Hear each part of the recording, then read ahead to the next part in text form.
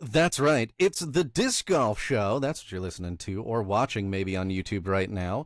Today, it's going to be a good day. We have a lot to talk about because some stuff has been going on. Today is the 6th of May, all day. See what I did there? Episode 9 of this new season of the Disc Golf Show, brought to you in part by Final 9 Sports, with their 2 locations, one in Orangeville, one in Rockland. And the message is really just support local. But let's say you can't. Your shop doesn't have what you need. Well, we have a solution for you here, and that's to go to discgolfdealusa.com, disc golf deals, that is plural, .com/disc golf show for 10% off your entire, it's written incorrectly, and I'm like Ron Burgundy. I'm going to read exactly what's on there. Yes, it is. It's Disc Golf Deal USA. Yeah. There. Oh, it's correct. All right. My name is Justin. That guy that messed up the show notes is Nick. It's me. Ah, there you go. And then this pretty face again. Look at that guy. Hey, I'm Ken. There you go. Ken is with us today, and he's going to bring us some information about some stuff. And join the show again, because, you know, he decided to get one of those gerbs that gives him money. How dare you? How dare you? How dare you earn money and a living? Well, we got tons of stuff. Nick and I did a little bit of a road trip out to a certain event that we'll talk about.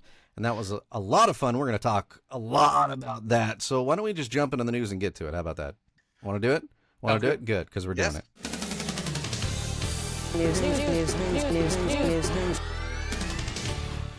News. All right, I'm going to start us off. All right? That's how it's going to happen. Still some late sponsor notations. What's that all about, Nick? Eric Oakley signs with Prodiscus. What's this all about? Yeah. What's this all about? You know, a lot of people, especially people who are open bag, because I think he's connected to Infinite still. They're signing with the smaller brands where they're carrying, you know, they don't have a full lineup maybe. Or I know Prodiscus has been around quite a while. But they aren't as big as a lot of your major manufacturers. So they just made an announcement. You know, he made an announcement that, you know, Eric Oakley's on board. So just, you know, good to see Eric still out there grinding away. He's made a lot of over the years, and recently over the past couple of years, he's made a lot of posts talking about the work that he's putting into himself. So hopefully, you know, this is just positive outcome from that, you know, and hopefully he continues to improve in his own life. But you know, and I know he's going around with another round as a sponsor, doing the Ace races and things like that. Right. I know Ace races kind of associated with Discraft, but this is a different one where they're literally shooting only for Aces, and it's sponsored by another round. It's on YouTube. You see it on social media. You know, so he's on board doing that also. So sweet. And just today, well, maybe it was yesterday. I think it was today. I just saw it today. We had an update as to a return of a big name in disc golf. If you don't know him, you're definitely very new to the sport. What were you going to say, Ken? Just he's pointing to the disc. Oh, okay. He's pointing to the disc. Like, there it is. We have a return to dynamic discs, not player-wise, but business-wise. Mm-hmm. The man himself, Bobby Brown. And no, Absolutely. not Bobby Brown, the singer. No. Right. This is Bobby Brown, Cool Daddy Slick Breeze. Cool Daddy Slick as we Breeze. know him. Yeah, exactly. Yeah. So he's back with Dynamic Discs. He was recently, his last job when he left Dynamic Discs was with Shields. Yeah. And so he did some work there, did some fun stuff, and he's returning. So he is now going to be the brand manager for Dynamic Discs. And I don't see anything but good things coming from Bobby. Absolutely. I've been a huge fan of Cool Daddy Slick Breeze since pretty much we learned about his podcast. And as a result, when I returned to disc golf, my entire bag became Clash, because that's what I wanted to support, right? So I'm super stoked to see this. And I think one of the biggest mistakes that a company ever made was letting go of Bobby, right? Like, dude's just, he knows exactly what you need to do. And I think he brought a lot to it. And Well, now he's going to do it again. So that's awesome.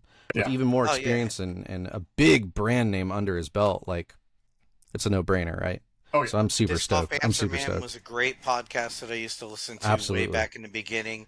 He was one of the forefathers, I think, of disc golf podcasting. Yep. And then his series of "Is This Disc Right for You" was also another fantastic branding thing that he did.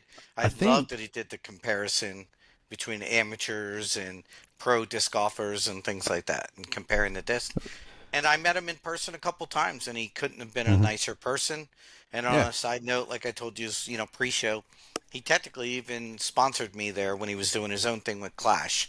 When he was a brand ambassador on Clash, he sponsored me for his Cool Daddy Slick Breeze brand. So I'm excited and happy to see him back in disc golf again. Absolutely. Yeah, I think, and keep me honest here, Nick, but I think there was Smashbox, there was us, and there was Cool Daddy Slick Breeze at one point in time in disc golf podcasting, and that was pretty much it. Yeah, that was it for a while. I think July of 2013, and then I think it was the next month Smashbox started up because Terry had been involved in disc golf for so long. Him and JD, and then and Bobby was ground level, like OGs, man, OGs. But it's good to see him back. Do you think? Like I said, I don't think that there's anything going to be anything but positive thing coming from him as in the role of brand manager. So right. Do you think we'll get a return of a podcast? I hope so. They already announced that. Me too. I'm pretty sure. Oh, they did? Yeah, they okay. Yeah, I must have missed it. They had hinted about that weeks ago. I thought that was all he was going to do. I didn't realize he was coming back as a brand manager. But they put it out there, both him and Eric McCabe put it out there that Disc Golf Answer Man was coming back. And it was funny because the reason why, obviously I saw the post later on in the day, but earlier today I saw the video of Eric McCabe, and there's the hoverboard, which Cool Daddy Bobby used to ride around on in the building, and I'm just like, no. Sure did. And then the second I say that, I see his head pop out of the back of the shelving. So I was like, yes, this is so awesome. So maybe, maybe we can talk to him at some point. I think that would be maybe that would be super awesome. Yeah. That'd be super awesome. Yep. Yeah, we'll reach out some feelers for sure. Yeah, and then exactly. Next, on more sponsorship news, the Preserve Championship announces this event presented by the Simon line. Awesome. So I think that is pretty cool that an individual disc golfer, or at least their brand, is going to be sponsoring the Preserve. And that was previously, that's the course that was previously owned by Kale, right? And I know he got out of ownership with it. Yeah, Kale LaVisca. And now with the, just presented by Simon line. And it was put out by MVP, though, also, right? I think I saw MVP splattered on the announcement. Was directly from Preserve, was the announcement that I saw. Okay. The interesting thing there is that, it says presented by Simon Line. It doesn't say presented by MVP, but obviously we know Simon Line is part of MVP.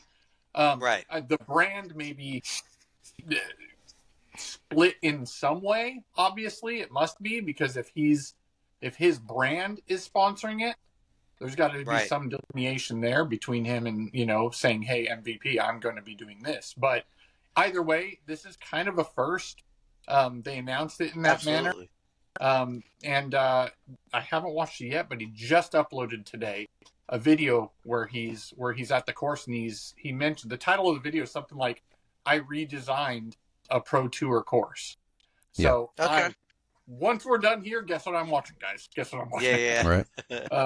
Unfortunately, I didn't get a chance to watch it either. Really cool to see Simon getting even more involved in other ways, kind of like Paul, and all the big names are starting to do that. So,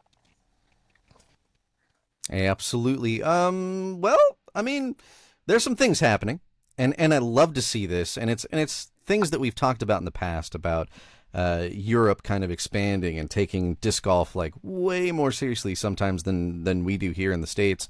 And speaking to that, Estonia is going to hold several majors over the next 5 years. So we have the first one here in 2025, right? Yep. And then we're going to have a major and President's Cup the following year in 2026. Then DGBT with the I think that's Elite Series major. The Elite Series, I think. Yeah. Which part of that. They're announcing the event as some sort of major, but unless that's the European, what is that one that's held at that complex? Is that considered a major?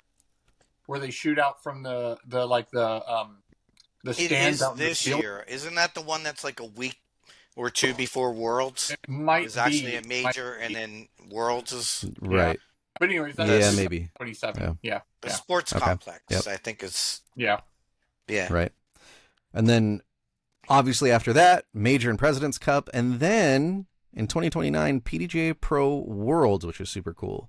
So Estonia kind of getting a lot of action here in the next couple of years, which is cool. I love that. Yeah. It's awesome. And hey, they have a really big name player from there. So just a little bit. Right. A little bit. I think, which is cool. I'm wondering if this whole, because you notice the 26 and 28 on even years, are they going to start doing that where there's a major and then a President's Cup is switching back and forth between Europe and the US maybe? That seems to be the pattern. That seems to be on purpose. Yeah. So we'll see after 2029 if that continues, but I don't see why it wouldn't. And like we talked about before, I mean, Europe's got a big contingency of disc golfers, and it's so popular and held with a higher esteem than really here in the States. I mean, it sucks for us in the time zone difference and things like that. But if you can get people in the stadiums and on the courses and watching disc golf and getting more viewership and more subscriptions to Disc Golf Pro, with the network, and more tickets sold at the actual events, I mean, you got to kind of do it.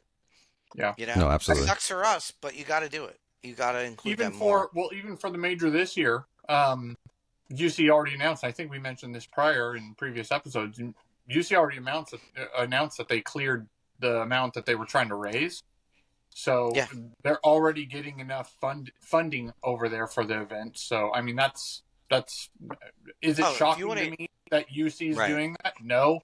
I am excited for it because the courses over there, all the pros rave about the courses over there, Crocol and PCS and all that stuff. And so, I mean, if we can just over here take those notes and tips from how it's held, how it's managed, how it's shown to the public, it's only going to improve over here. And yes, it started over here, but dude, you take suggestions where you can to make things better. It doesn't matter where it comes from, who it comes from. If it improves it, that's all that matters. And I think that's what we definitely need to do from the Europeans, because not only do they, and Justin and I were talking about this, I mean, I can move into the other thing, but it's funny how, for me, when I look at the pros that I like the most, yes, I love Macbeth, AB's awesome. My favorite pros, MPO, Simon, FPO, Kristin. And not necessarily solely for their gameplay or their style of gameplay. It's for how they present themselves off the course. Right. Mm-hmm. I love how they look at it as, yes, I want to win. That is the purpose of me playing, is wanting to win. But guess what?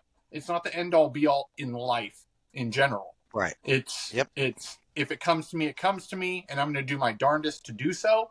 But it's not the end of the world if I don't get it. Yes, it sucks in the moment, and we'll talk about that. But it's I love how they carry themselves again on and off the course. But let's kick into that, because we're going to touch lightly on the U.S. Dominating. I mean, it's nine times now, and yes, it's a young event. But the President's Cup for disc golf, U.S. has 9 wins. They're undefeated. No, 12. Though they're up to 12. Though this is 12 this Paul year. Has though 9 alone. Yeah, 9 is Paul has 9 alone. It's 12 total. This year there were much more close races, in my opinion, from what I saw. So it's getting there slowly but surely. There's going to be a point at which, the U.S. is going to come up short. I'm not hoping for that.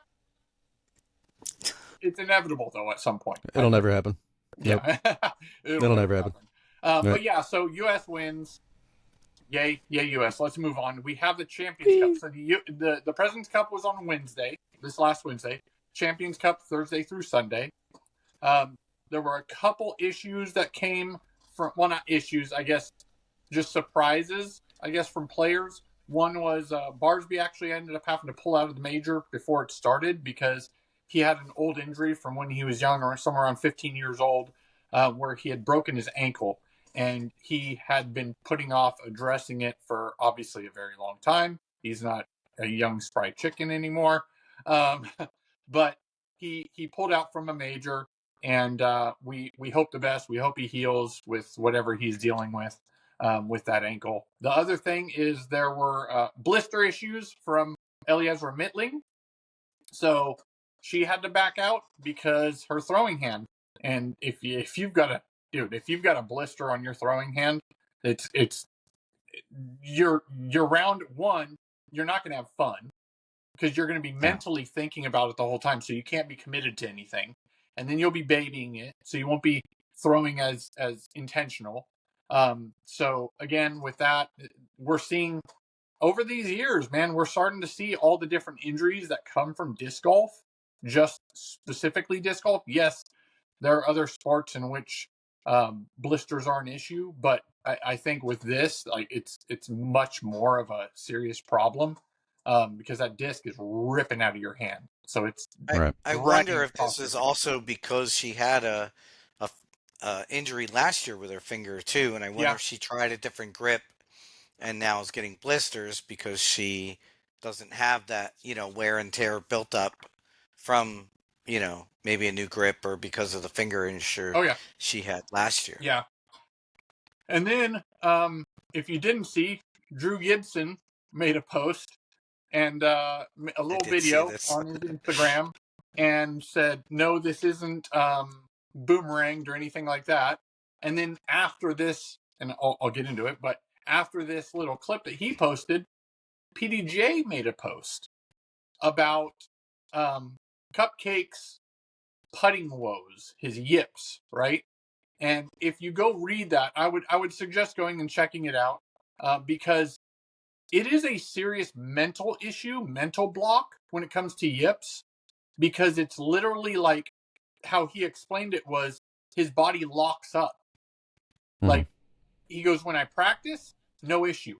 He goes, but in the event, when that pressure actually comes on, there's something in his brain that just locks up his motion, and he can't get past that thing. So he has to reset, and he has to reset, and he has to reset. It's sad. I hope it's he does. It's anxiety-induced, basically. Yeah, exactly. So I hope he can, at some way, like he's constantly working on it. People give him so much crap for it. I feel bad. Oh, yeah. Because yes, you are going to get crap for it. And he even tells people, hey, I'm not going to get mad if you call me on it. Like, which is the best mindset to have if you're having those problems. Don't take it personally. Don't take it to heart because it's a job.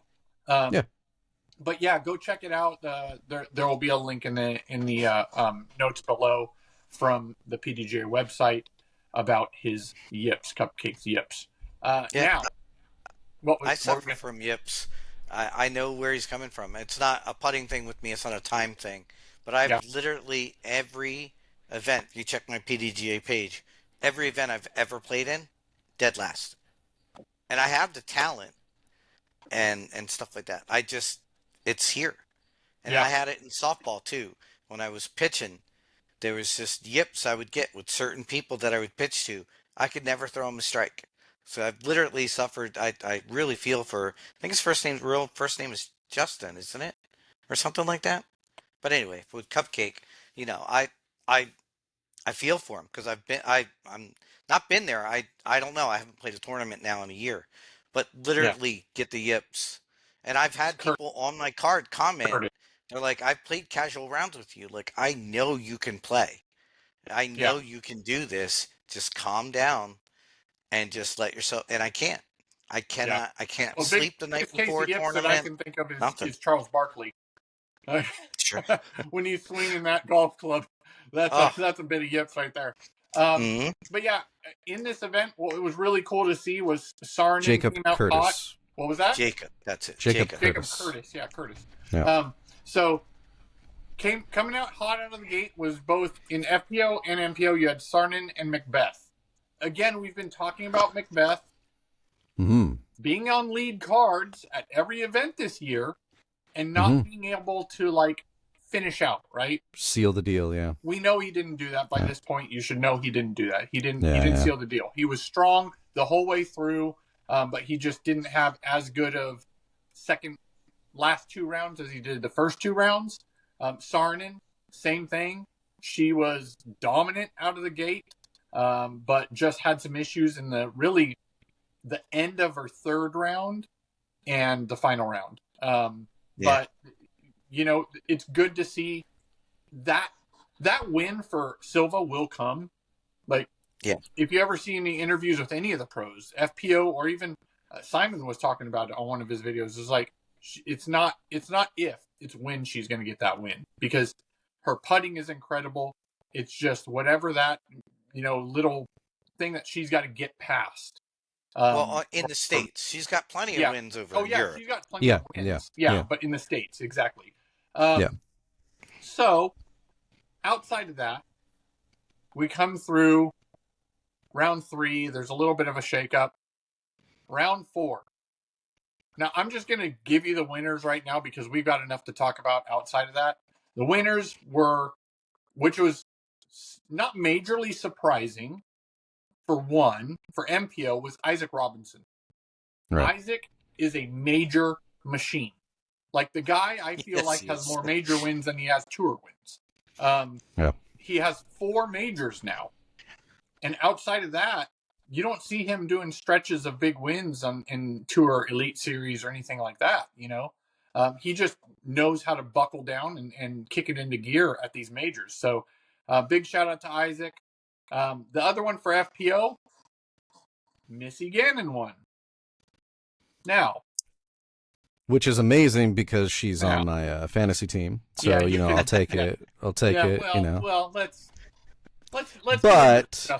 get into this. But why did she win? So maybe.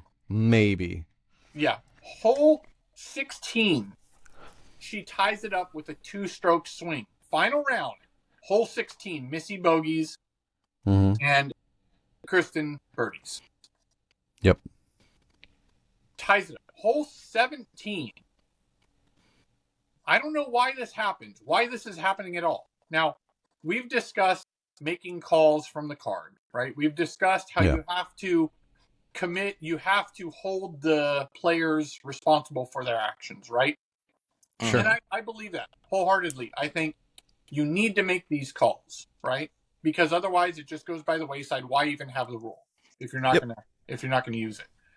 Yep. Now, if you've seen the video, if you haven't, go watch it. If you've seen it, was the call a correct call? Technically, yes. However, spirit of the game, in that moment, how it affected the outcome, and to break it down even a little bit more, I feel like it's a foot fault call, right? We all know this by now. Foot fault on Kristin. And it was by a PDGA Marshal. It was not by a card member. The Marshal came over and said, hey, foot fault. There was no warning. There was no nothing. It was automatic stroke penalty. 2 holes left, and she gets a stroke penalty. Now, the other issue is that I think that there's a big difference between foot faulting, stepping on your disc, right? Which is what you think about with a foot fault, right? You're stepping past that 8x11 square that you have, rectangle that you have, right? Which, after all this, there were several other players that did that. Marweed had one where he stepped directly on his disc. Pierce had one where she kicked the disc. It moved like 2-3 feet. No call. Yep. No call. The other way that you look at this is that it was a pivot. So she stated that she slipped in some mud or loose dirt or whatever. When she was throwing her sidearm, her foot slid forward into the disc. So, how do you fix this? I just watched the blurb from Perkins and Brian, Earhart. Perkins and Earhart's podcast, where he states the weird thing about the foot fault rule is that you can put a mini down, right? You remove the disc that was there, and you have 8 by 11, right? 8 wide by 11.5 inches, piece of paper. But when that disc is there, you have space behind that, right? Mm-hmm. It's kind of weird because the front of the disc is actually the mark of where you go to. So what I took from it, it sounded like, was he goes, hey, you know what? From the front of the disc, if you do not mark your disc, give them 20 inches back. You can step on the disc because technically you're behind that front edge of the disc, right? Which if you put a marker down, then you're not supposed to touch your marker. So it's not super clear. It's not consistent with leaving your disc versus putting a marker down. My issue with it is the PDGA Marshal himself in Lett's post, she stated that she asked him, do you know for sure, 100%, you know that disc was not out of my hand and my foot hit the thing? He goes, well, I could only watch one. Right there, it invalidates it. Right there, if you cannot confirm, and even in the video, frame by frame, it is a 1 frame difference. That is questionable at that.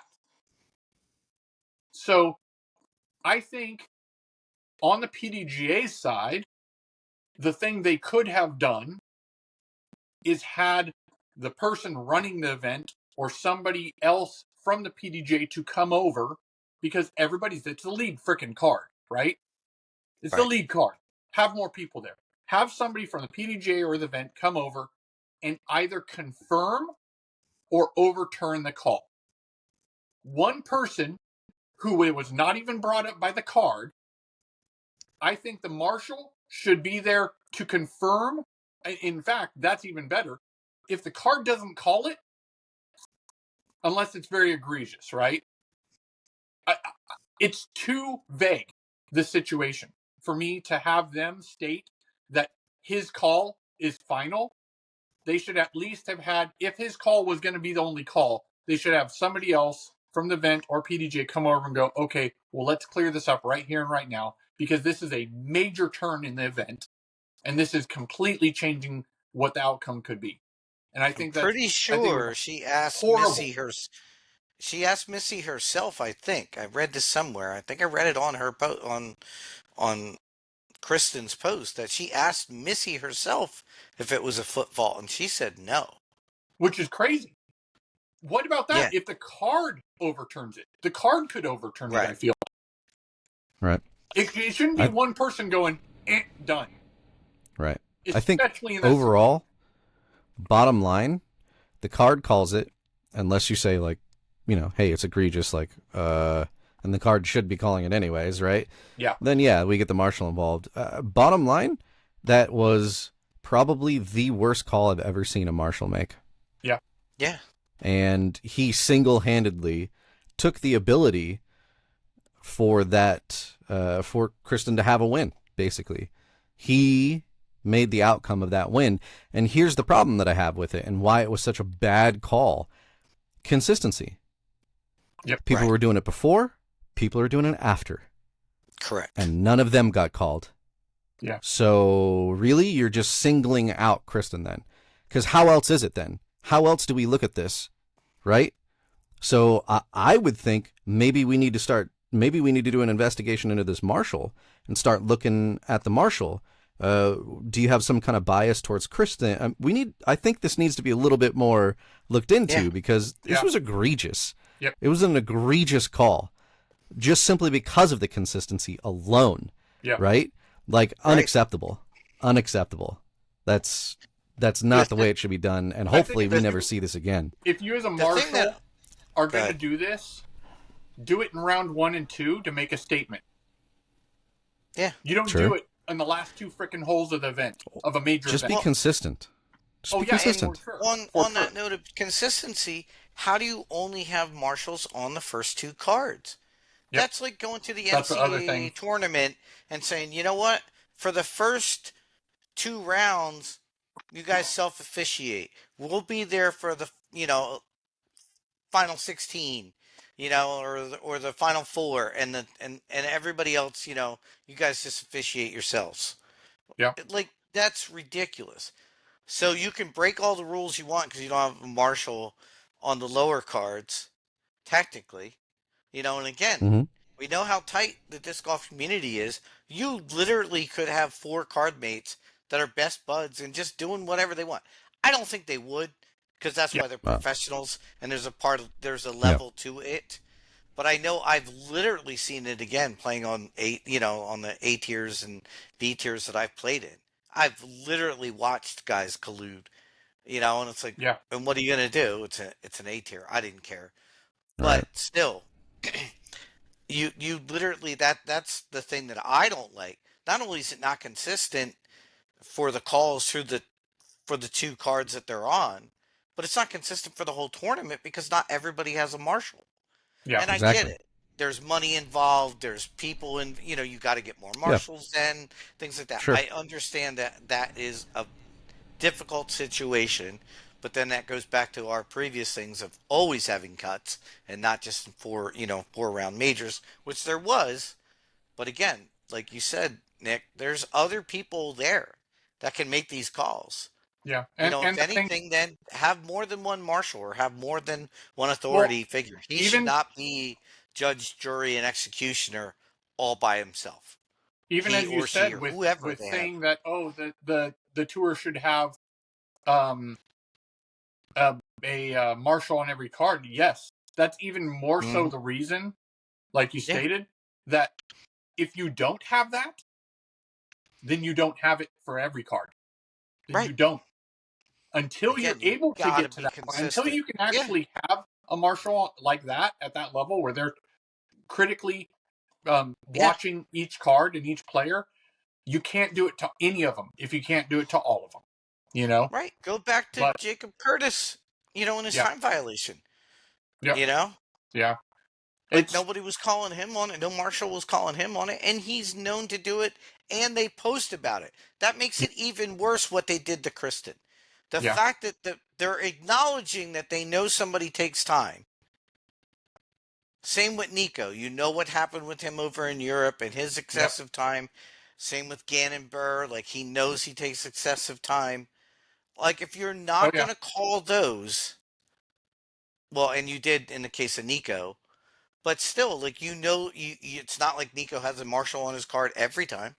Well, and that was or Cupcake does every time. He had done it multiple times, and that marshal at European Open goes, okay, I've given you, I've been watching. Sure.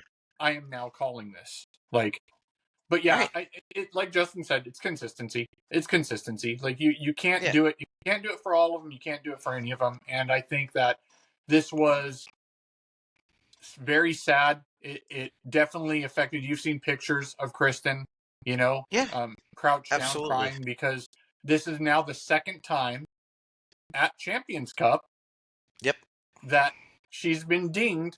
Firstly, for her kid, who was her caddy, for all rounds up until the last few holes. And then now all rounds perfectly fine up until the last 2 holes. Like, that's ridiculous. Like, that's not a coincidence at this point. And like Justin said, looking into the marshal, hey, there's not saying that this is the reason, but it could very well end up being a reason in other events. Gambling. Yeah. There's gambling now in disc golf. Yeah. So, did he have a bet? That's what I'm saying. Investigations need to be done, because now there's a question. Yep. Yeah. And none of us know this marshal. We're not casting bad light on him personally. Just the timing is so suspicious that you've got to look into it more than just this. to avoid those types of questions that are going to come up and people saying like, well, what was she? Right. Investigate it, get ahead of it, exactly. Figure it out and make sure that shit doesn't happen again. Yeah. So absolutely. Any way you look at it, currently, Missy won that event. What I did want to get into, because I'm really excited about this, is on our ride home, somebody else other than me has some old mannerisms that he wanted to discuss on the show about the event, because we attended the final round. He's so giddy about it. We attended the final round of the Champions Cup, which was very, very fun, very cool. This was Justin's first time in person at an event.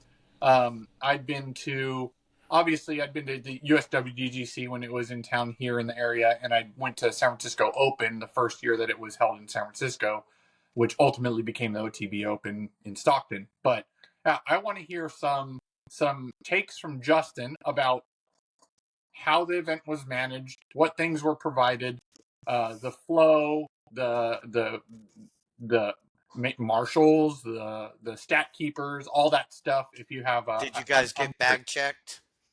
That's been let him get into it. So here we go. So first of all, it was cool actually, like being at an event for the first time, and then also being able to do the whole media thing was really cool too. And we followed an FPO card all the way through, and we followed an MPO card all the way through. So the experience in and of itself was awesome, and the opportunity to be able to do that was something that is really, really cool. And I hope that absolutely, and hopefully we get to do that again, because it was awesome. Yeah. And now we have some more content and stuff that we can use for our channel, which is just an awesome opportunity to have. Here are some of my gripes. One, the bag check thing.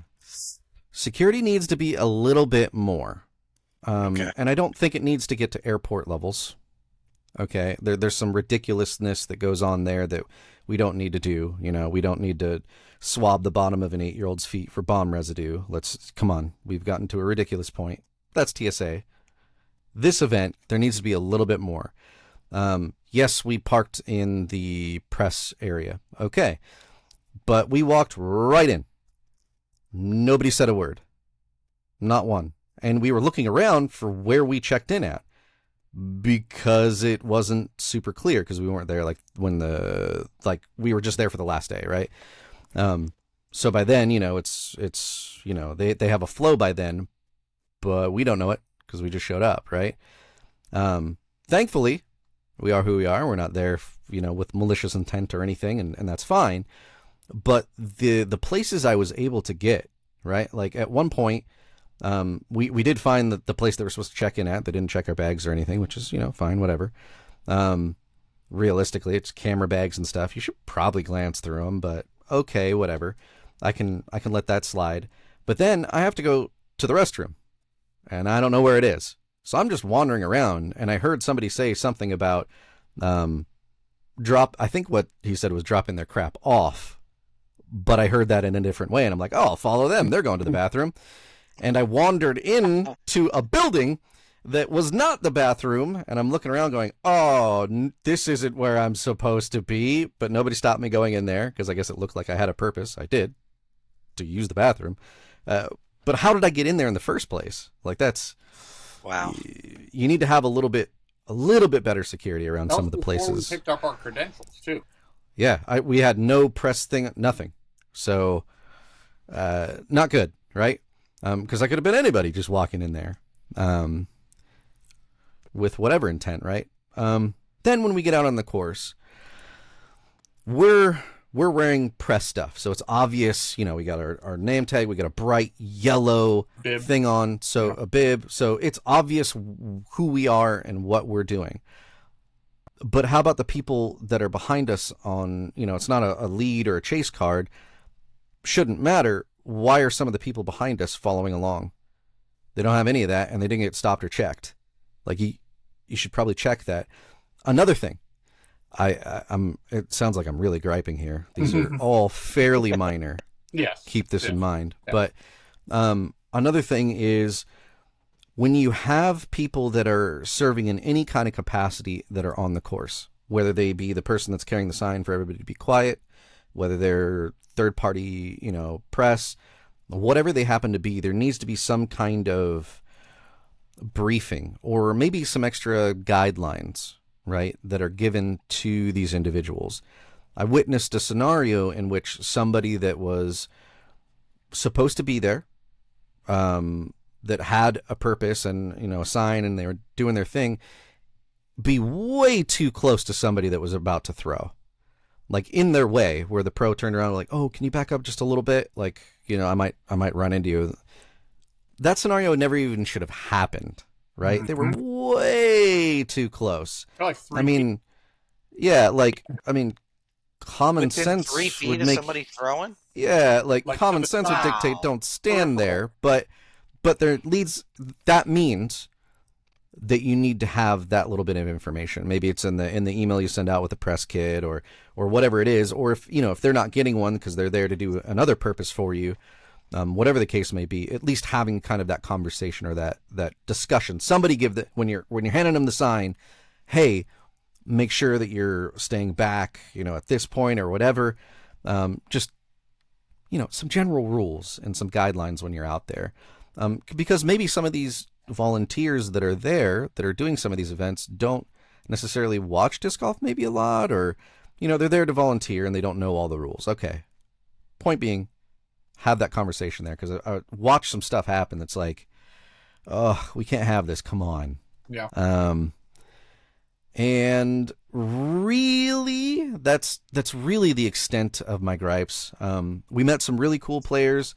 We met some players with really big egos, and I won't even get into that. But Nick knows what I'm talking about. But and Ken. But overall, I had a really good time, and I hope that we get to do it again, because it was awesome. It was just a really cool experience. So. Yeah, we got to a couple things. We got to meet up with Craig from IDEO, him and his wife, and their media guy. Really cool to say hi to the IDEO sports team. We met up with the Treasures of the Forest, Shantae. Matt was not in the area. He was at a course, but shout out to them, because, I like supporting smaller businesses, smaller upcoming people in the sport and everything like that. And if you don't know about Treasures of the Forest, look into it. Amazing woodworking and acrylic minis that they have. Really cool. Markers, among other things that they have there too. And then IDEO Sports, if you haven't heard of that, then you're living under a rock. But their social game is on point. Yeah. They are on point. They took a picture and we started to walk away, and my phone dinged saying, "Hey, you were tagged in this." So wow, big shout out. That was like 5 seconds ago. Yeah. It's pretty crazy. So shout out to those guys, and among all the other, there was a bunch of other. But the one thing that I felt lacked was actually a lot more, or there weren't enough smaller vendors there. There was Innova, there was Disc Golf Pro Shop, there was Whirlwind, which is Leonard Muse's business. There was MVP, and there was all those ones, right? There was MVP. Yep. Right.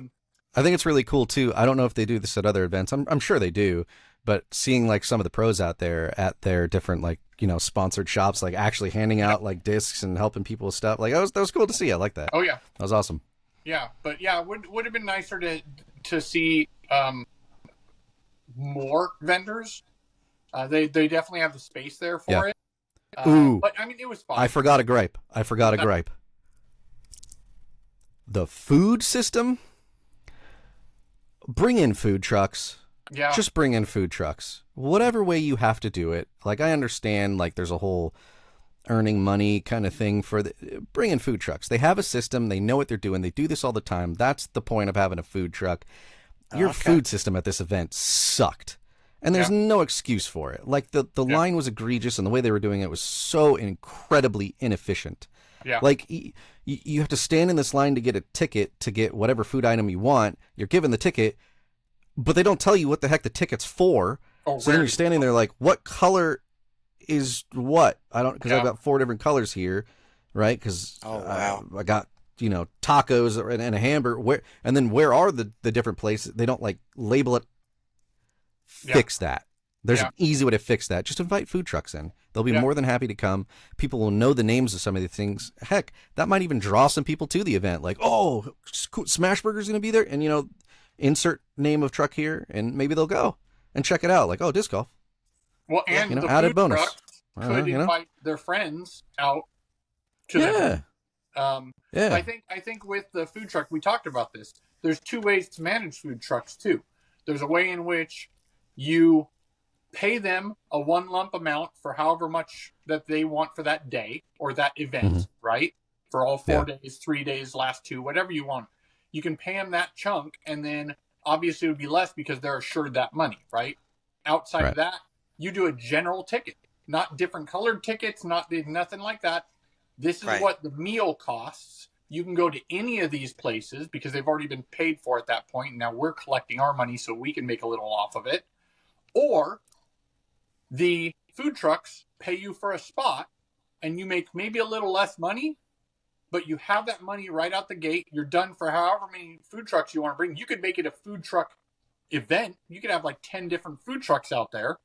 The dessert trucks, all the coffee truck. Overall, they charge. Do you make less money? Because now you have all the overhead to planning all that out and how to feed all these people you don't even have to worry about. Well, that's the thing. Right. You have that less stress. So that saves you. That's a give and take where you go, okay, yeah, maybe I'm making a little less money, but I don't have to have that stress over my head at all. So there's very easy ways to manage food trucks. And I think that when Justin brought that up, I go, yeah, for sure, because it was confusing. It was it was painstaking time-wise. We had, if you wanted to see a card that was going out and you're stuck in line, you're stuck in line. Right. So, that definitely could have. And you know what? Here's my gripe. Not every course, not every event needs to have a theme of group of people. Okay? I knew you were going to bring this up. Not every event. Maple Hill, the 8 holes, right? That naturally became a thing on its own. Sure. We don't need to force stuff. And to me, however much fun you might be having, I'm sorry, guys, the pirate thing is just it's not working. It's forced. Like, it feels forced. At the event, it feels forced. I didn't even know it was a thing at this I don't know. event. Yeah. I think didn't guys, even see it. I think Nick's sounding a little scarvy, isn't he? Oh, shut your mouth. He needs a little yar. Yeah, I don't know, dude. Like, it's just right there at that. It's one of those locations. Have an orange, Nick. What hole was that? 11, 12, and 18, right? I think something like that. Yeah, where it lined up against the back of 8. There was a raised area where you could go in. I don't know if it was a VIP tent or whatever it was, but to me it felt like you're just pooping all over their fun. Listen, man, if you have to tell people to say yar, don't do it. Yeah. Like, just don't. It doesn't need to be like, don't. I'm not 7 years old, man. Like, oh, we know. I'm not watching Sesame Street here. We could see it. Like, it's just it's just not. Couple to me, dead it was giveaways. just I don't like things that felt forced, and it definitely felt forced. And maybe it wasn't covered on coverage. I hope it wasn't, because it would have taken away from it. I didn't notice it again. I didn't watch every round start to finish, but I watched FPO live one of the days, and I didn't hear it. And I know I watched all 18 holes. Yeah, and I didn't hear it or see it or anything. I'm hoping like they cut away. I'm hoping that's why. Just not a fan of like forcing themed things to make it a thing. Like let it become a thing on its own. Right. Don't feel that every event has to have these group of people that are all connected in some unique, cute way. Fun, right? Like, no, just let it happen. Let it happen on its own. Now, this is one of my favorite disc golf courses. For you guys being there, how was it? Because I know it was a long walk. It was one of the ones that they were saying with the It was reassignments of the holes. You were yeah, trucking. There it was was a some walking. 4-mile walk, Yeah. one loop. I went there last year and caddied for a buddy, Roger. And so I already had an idea, although they did change some holes. And this year was cool. And I like that they're starting to do this now, especially at least at the majors. At least at the majors do this, where there's different layouts or different pin placements. Love that. Love it. That. Love it. I do enjoy, you can dial in a hole or whatever, but there were mixtures, which is awesome. Right. But also, we T-pads. Awesome. Oh, this is how T-pads should be done. Yeah. Like, take note. Amazing T-pads. Yeah, slightly raised, nice and flat, nice and clean. It was the fourth round; they looked brand new. Yeah. So well kept. Again, it being a golf course. Mm-hmm. When I went last year, I was very surprised at the how well. And again, the design was from Leonard Muse. If you don't know, he's designed at West Coast a lot of courses. Yeah. Fantastic designer. Job. Yeah, he does a great job. Very good use of the trees and everything to make it not feel like a golf course. But you do have those holes where you can let them rip because it is on. Oh yeah. So, sure. I enjoyed it. I like the change from last year and how it was. What about you, Justin? I mean, I don't know what it was last year because I didn't go to that or watch it. But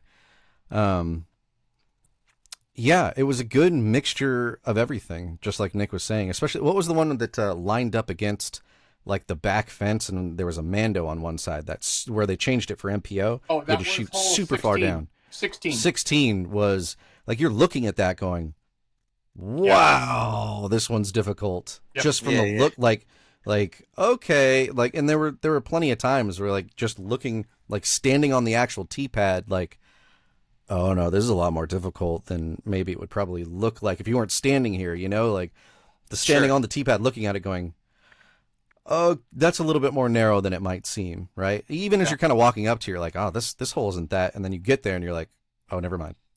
this is gonna be kind of tricky. So it was good. I also enjoyed. So we followed Simon Lizotte's card, because obviously, right? Obviously. Who are we gonna follow? Simon Lizotte's card. Yeah, of course. Watching that gentleman rip some of these. Oh my gosh, there was I can't remember which hole it was. It was the one over the water. 12. Avery Jenkins kind of comes up and goes, oh yeah, that'll be an easy, after Simon, drives. No, that'll be an easy, up, a bomb of a drive to begin with. That'll be an easy, upshot to this next part where everybody else was landing, right? And Simon's like, yeah, sure, if you're an amateur, right? Not that he says this. But then he grabs all the 7 fires of hell in his fist and just plants it right next to the hole. Just he was about bomb of a shot. Almost circle's edge of that drive all over water. Yeah. Just launches this thing. What that had to be, 500 something feet, dude? It was because that crazy. Whole, was 994 or 984, something like that. Yeah. Like, oh. Just watching it happen live, is incredible. Yeah. It was crazy. Yeah, he's and another thing, Justin. Remember when we got there? And I noticed this when I went there last year. I noticed at USWDGC too. Like, it's that whole TV versus in person of how tall these people are. Oh yeah. And how most not athletes short they are that way. Yeah. Well, yeah. Some of them, Nicholas, right? Antala looks like a little dude on TV. He's sure. 5'10". Yeah. I think. Yeah. He's not a short guy, right? It's because some of these people that are out there that he's standing next to are monsters. Anthony Barella is a gigantic person. He does not look that big. He's 6'5" or something. Like, what the heck? Well, no wonder his wingspan basically stand on the T-pad and touch the basket. No wonder he can make distance. Right, dude's huge. Yeah. Yeah. That we discovered a lot of that. Like, yeah. Yeah. It's gigantic. It's different in person. One thing I did think was, I'll tell you, going there, there's three things. One, much more fun to, like, if you want to watch the event, like, and you want to know everything that's going on, watch it from home. Watch it from home. Yeah. Just being there, it's like going to any event. Being there live is a different experience. It's fun, especially when you're following a player that you enjoy watching, Simon. And the other thing, when you're there actually doing work, totally different experience. Well, yeah, sure. Totally different experience. Fun in its own ways, but draining in others. And as Justin put it, we are not young anymore. That 8-mile hike proved that. I'll tell you that. Yeah. So 18,000 steps was a bit of a a bit much. But yeah. Like, that's right. I'm not 20 anymore. Yeah. Got it. If you're looking to join a team, you just email us. It was fun. I'm really glad we got to go. It's a major, and very jealous. With or without the very issues. Jealous of you guys. Yeah, with or without the issues, like, it was still amazing to see, and hopefully we can get Ken out to some events over East Coast later this year. And again, all the issues, the negative issues, super minor, nitpicky. Yes. The event as a whole was awesome, and I think it was run really, really well. Yeah. Just little tiny things, There's get on your nerves when you're out there, but they're not. There's biggies. always ways. Always ways. Yeah, absolutely. Absolutely. Yeah, constructive criticism is always usually a good thing. Usually. We're going to roll into a little bit of conversation about some specific things, and this is where you can kind of get involved too in disc golf conversation. But before we go there, if you're listening on the YouTubes or on whatever medium of choice you're consuming this content with, throw us a subscribe on whatever you're partaking in this adventure with. Before we get there, here we go. My God, are you still talking? Yes, and we're going to talk some more. We're going to talk a lot more. We have come up with a new term. A new idea. And we're calling it the Spotter of the Year.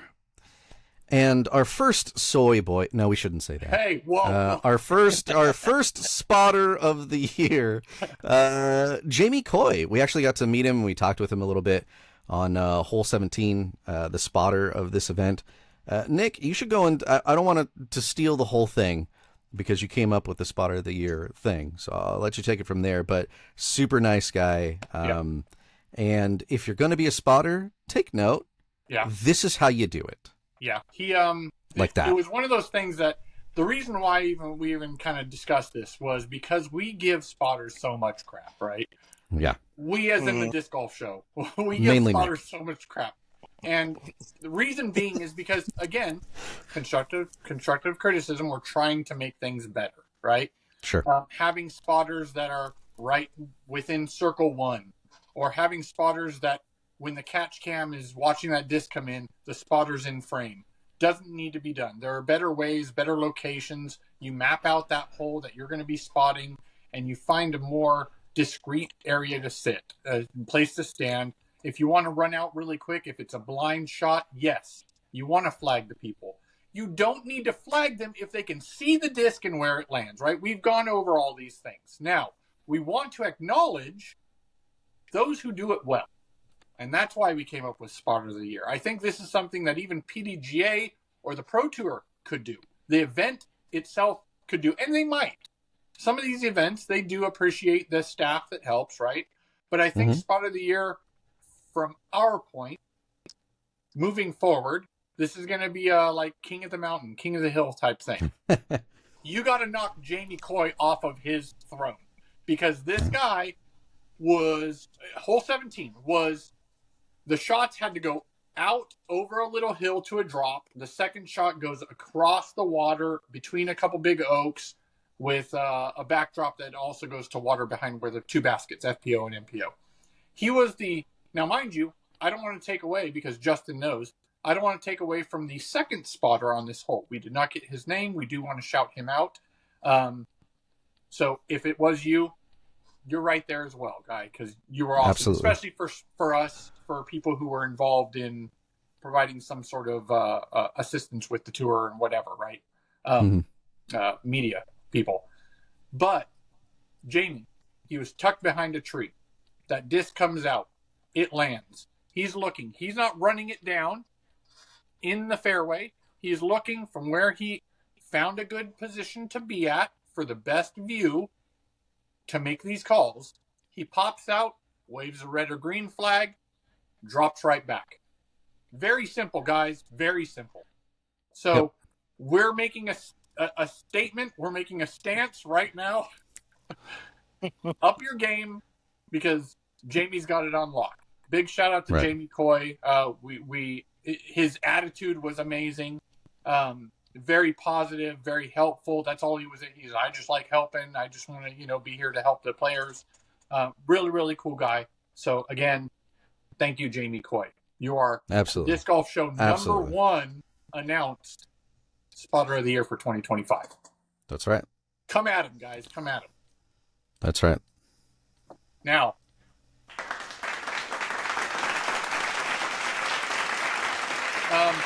there you go. So, Where it's due. So now we're starting this. So hopefully we can update this and see if Jamie stands his ground. I've got a question for both of you. Okay. Only because I always tend to do these critiques from my point of view, I do them in the hopes that a decade out, these things will be implemented. A decade out, the sport's going to be in a better place, which it should be. It most likely will be. What I wanted to know, and this came up from people who actually don't even play disc golf, and they had some questions, and I started talking to them about it. And question is, after this conversation, how important to you guys and the future of disc golf, of the tour, do you think pay-to-play courses are? Are they where it needs to be? I don't like, personally, just really quick before I hand it over, I did hear, I think it was, what's his name? Disc Golf Pro Tour lead guy. Come on, guys. Yes, Jeff. I think it was him on one of the podcasts. It might have been somebody else. So tell me if I'm wrong. Nick at discgolfshow.com. That public courses aren't like we want. Oh no, it wasn't him. It was one of the other event TDs. I forget who it was, but I know it wasn't Jeff. That public courses should be a thing for disc golf in general. For disc golf in general, for your average player, yes. For the tour, no. So, again, quick question. I'll recap. How important are pay-to-play courses for the future of disc golf? Yeah, Justin, go first. I mean, there should be some, but I don't know. Does it help the growth of the sport overall? Maybe. I mean, I guess that's a little bit of income for the courses and maintenance and things like that helps out with the pay-to-play type of areas. And you may see like better courses as a result of that type of thing, which I guess improves the image overall of disc golf and I guess could vicariously lead to growing the sport a little bit. So yeah, I wouldn't discourage them. Would I want every single course to turn into a pay-to-play? No. I still think it's important to have those public shared spaces. Let me say that again, public shared spaces where disc golf is also kind of a part of that area. I don't think they should all move, I guess. So is it super important for the future of disc golf? Maybe. Is it the thing that's going to grow it to that eventual like where we all want it to kind of be, right? The ball golf kind of big and all the money and all the... I don't think that's what's going to push it there. But I don't think it'll hurt. All right. I'm pretty much the same way. I think I've played plenty of pay-to-play courses. I thought they were great when they utilized the money to actually clean up the course, and it was nice to just have disc golf exclusive experience. But I also come from a great community of deep, disc golf, volunteers and great TDs and things like that. So a lot of the public courses are, maintenance fantastic, always had great baskets, tee pads, and the like. So it's tough for me to say in that aspect. Now here in Jersey, it's a little bit of hit and miss. There's certain courses that are public, and the people that are on the course as casual park goers are horrendous, and it's tough to even play disc golf. And I just avoid those courses almost to a point, on purpose, I should say. I'm trying to think if there's any in New Jersey.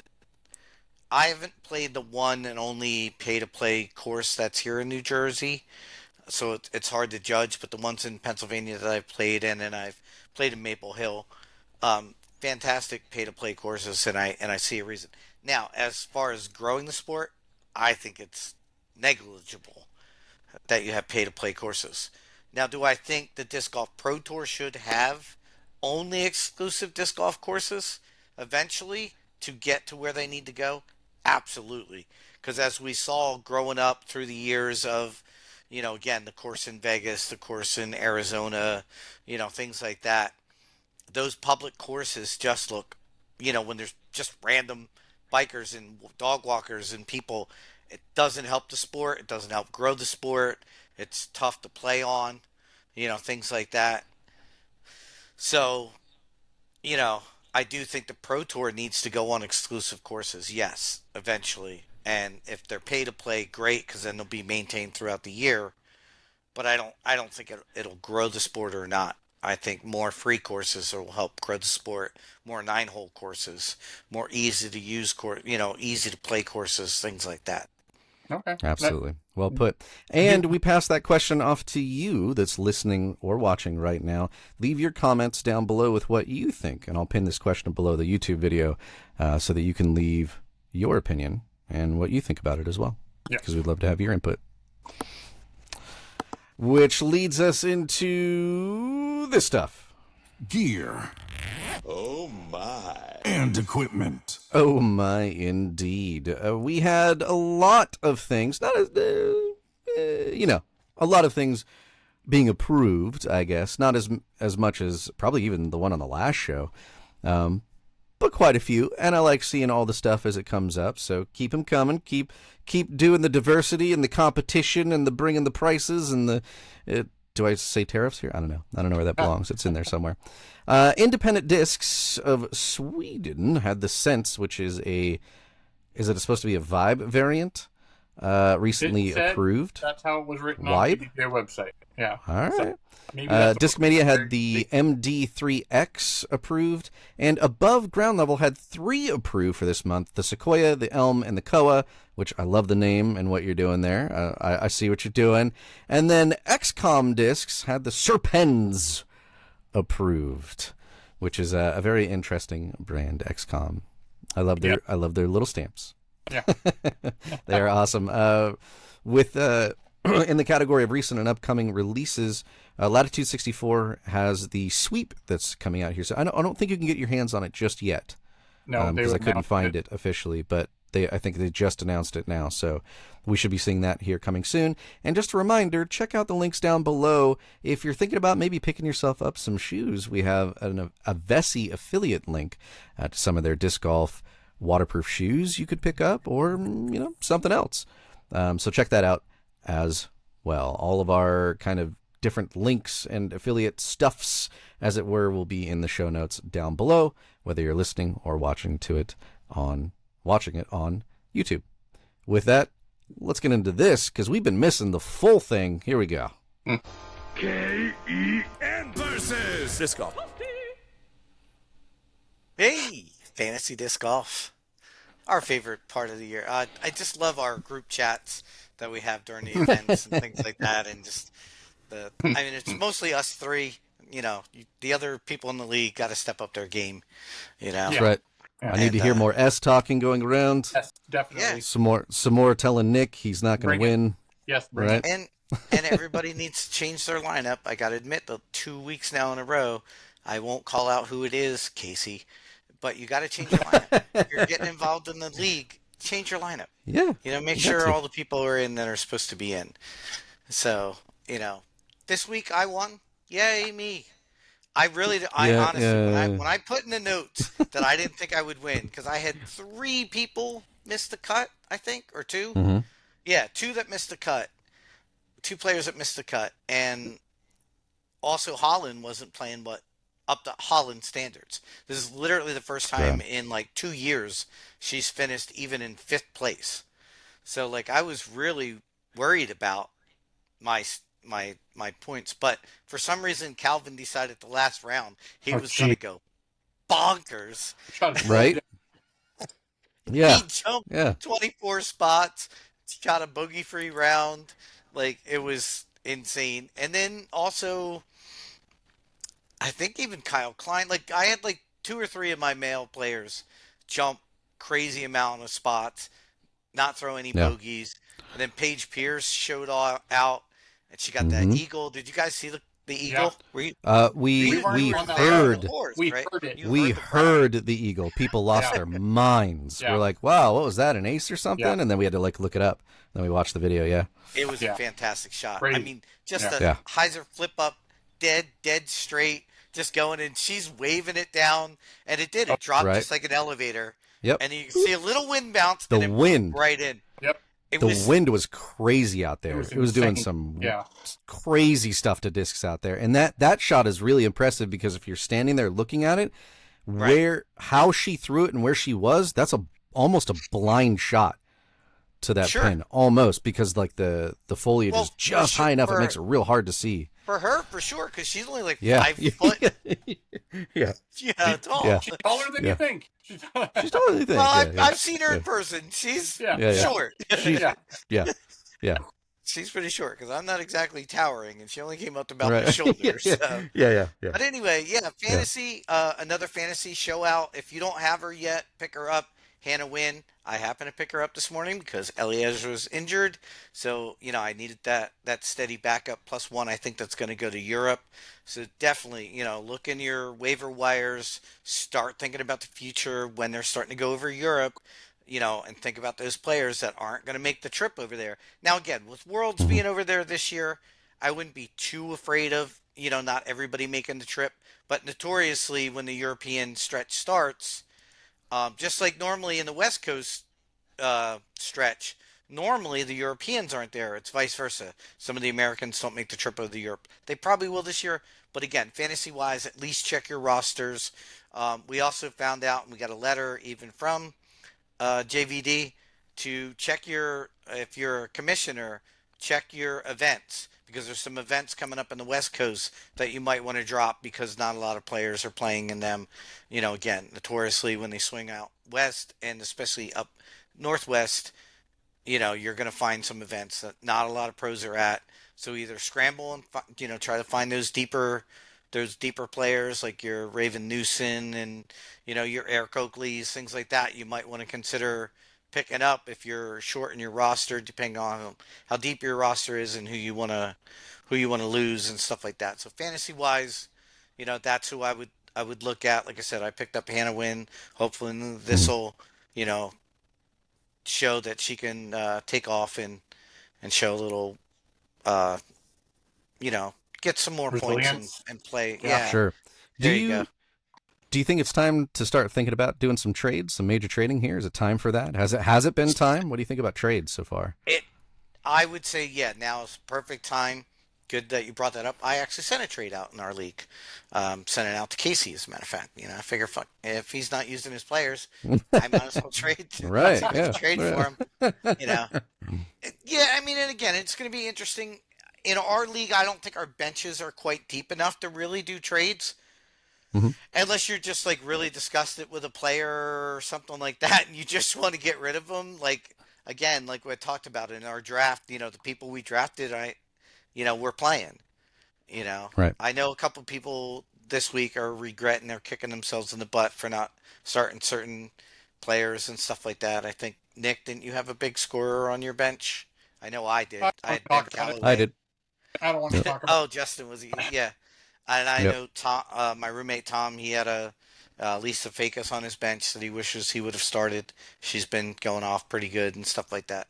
But yeah, definitely, look at some trades, just see how it works in your league. We're on Skip Ace, but if you're on other, in other platforms and stuff like that, look at some trades for sure. I'm trying to give an example of what I would look at. In football and baseball and things like that, it's usually try to do, you do a 1-to-1 or sometimes 2-to-1. In these, I would look more 1-to-1 and just try to match up the rating with the rating of the player.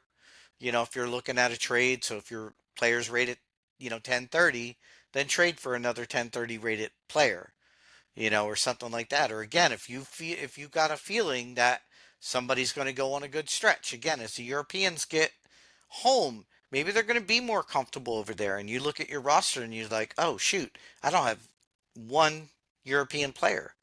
Yeah. Look at, getting I doubt you can get a Nicholas Antala, but maybe a Yakov or, somebody like that, that you might be able to pick up. Absolutely. Yep. Oh, yeah. All righty. And what events do we have coming up that we should be paying attention to? We do have a little bit of a difference. Currently leading our league, and it is just by one event or one win over person. Roger's winning in wins versus losses, but Ken does have the most points currently.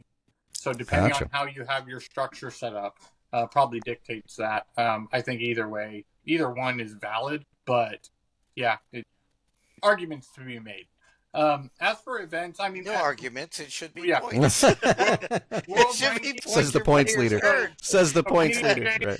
PDGA World Rankings, there wasn't much movement. It was pretty much similar from the past couple weeks. As for Statmando, there was a little bit. Lot took over number one from Handley just because of her placement in Champions Cup, but Burr still in the lead on both at PDGA World Rankings and Statmando Rankings. Nothing major to announce there. Macbeth dropped off a little in Statmando. But as for upcoming events, we do know that May 16th to 18th. So there's another gap here. There is an event that, again, we discussed. If you are on Skip Ace, Q Series events. There's a Q Series event this weekend, and it's, for us, semi-local-ish. Santa Cruz is the Masters Cup. That's this weekend. But as for the Pro Tour main events, May 16th to 18th is the 2025 Cascade Challenge. That is in Shelton, Washington. So that is the last West Coast event before they, as Ken said, move on to, I believe, the European events. We do want to always notate May 17th to 25th. So around just at the end of that Cascade event is the start and the time period in which the 2025 Women's Disc Golf Week is happening. So if you want to support that, go find an event that's on their list. And then again, later this year, September 12th to 14th, we have the Canadian Championship, which is, again, Q Series, DGPT Q Series event. And that is in Port Hope, Ontario. Big shout out to our friends up north. Awesome. And we're going to move on to mail call. You've got incoming mail. Mail call! Mail call. We're going to make this real quick because we have to get out of here now. So check out Simon Lizotte's channel. He's got some new stuff up. He recently mentioned Lens Cap, which is a new disc in his lineup. If you are in the market for a bag or some disc golf swag, check out Upper Park Disc Golf. Use the code Disc Golf Show to save yourself 15% off your entire purchase. That's pretty good. Check it out. If you can't find something at your local pro shop, check out discgolfdealsusa.com/discgolfshow. And if you do that, or you use our affiliate link, which will be in the notes down below, you'll you'll save yourself 10% off that entire purchase. But if you can support local, please do so. Our local shop, which sponsors this show in part, is Final Nine Sports, with their 2 locations, one in Rockland, one in Orangevale. Support local, that's the message. And if you don't, you know what to use, you know what to do. Subscribe, hit the notification bell, do all those fun things for us, because that really does help us out, and we appreciate you for doing so. Thank you so much for listening. For Nick, for me, for Ken, remember, in disc golf as in life, aim high and let it fly. See you later.